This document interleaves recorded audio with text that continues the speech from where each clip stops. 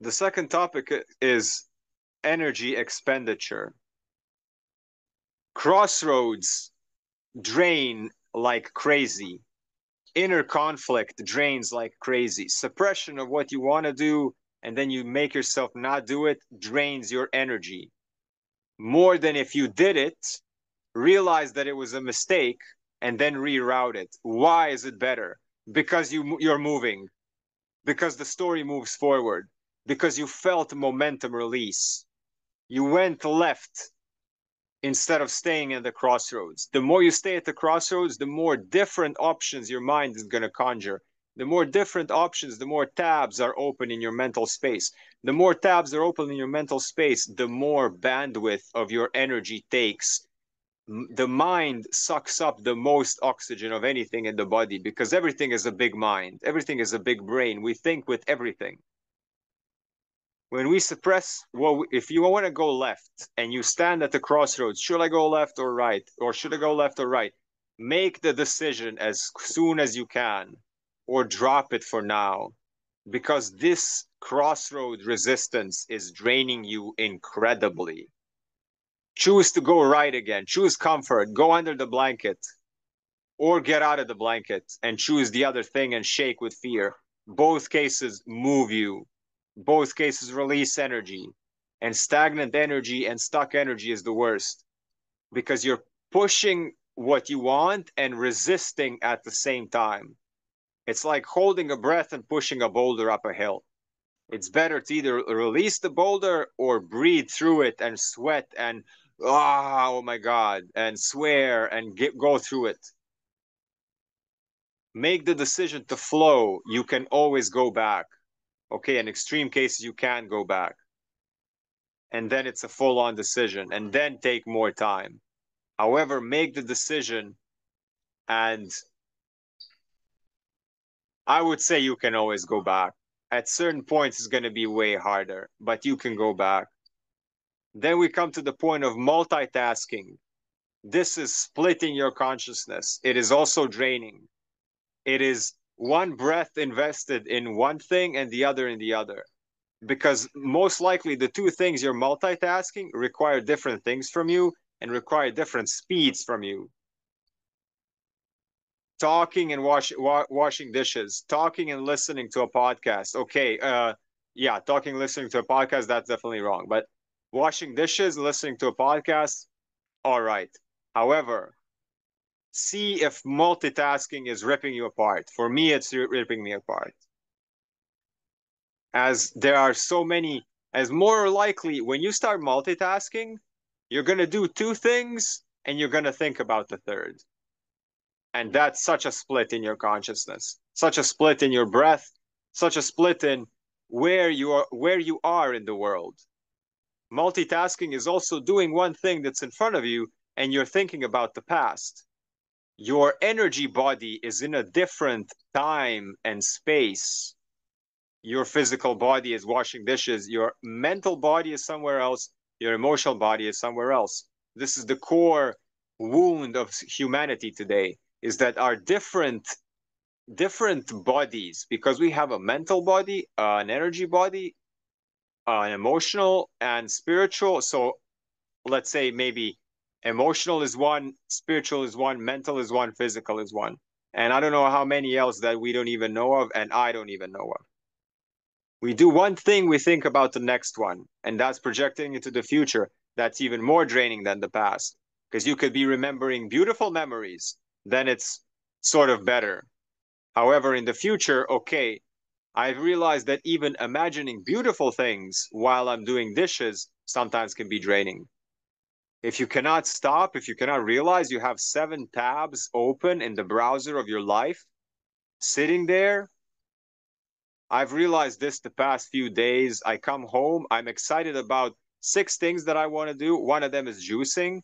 Another one is call with you guys. Another one is checking social media. Another one is painting. Another one is drawing.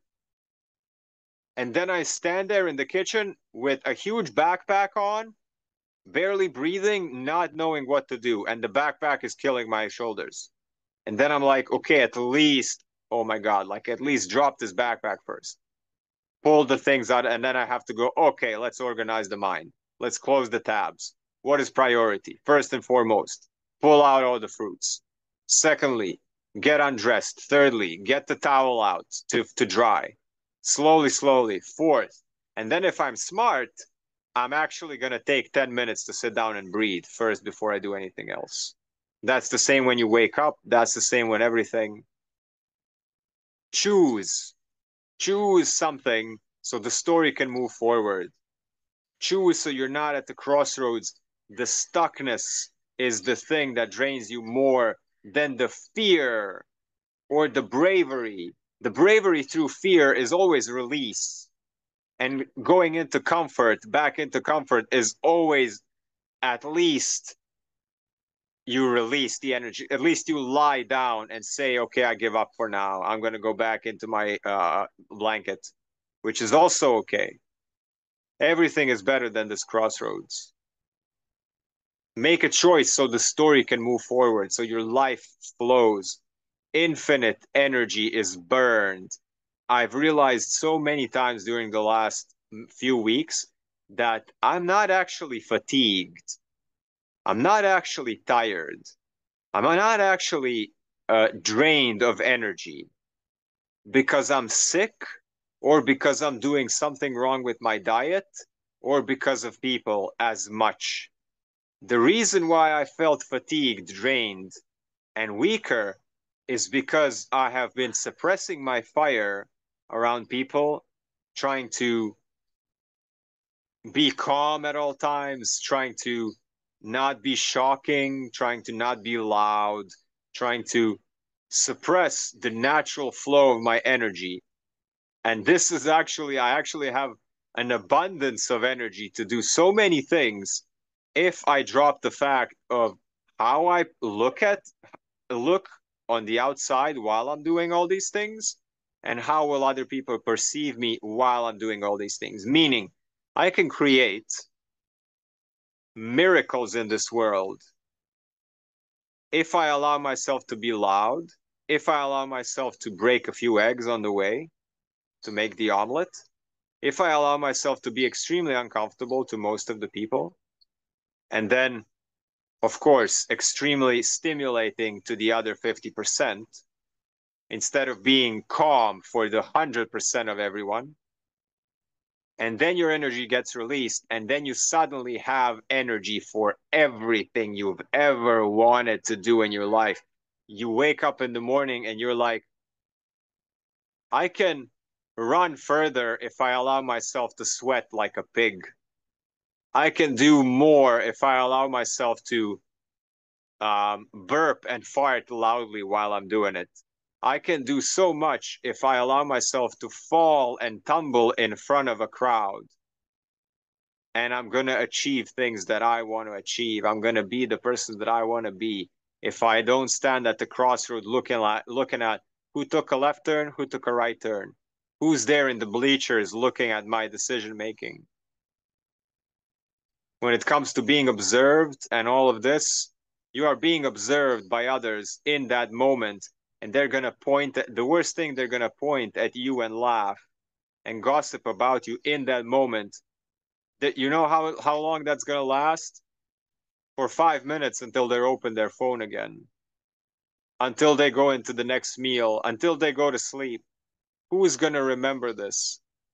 Closest family members continue living when a family member dies.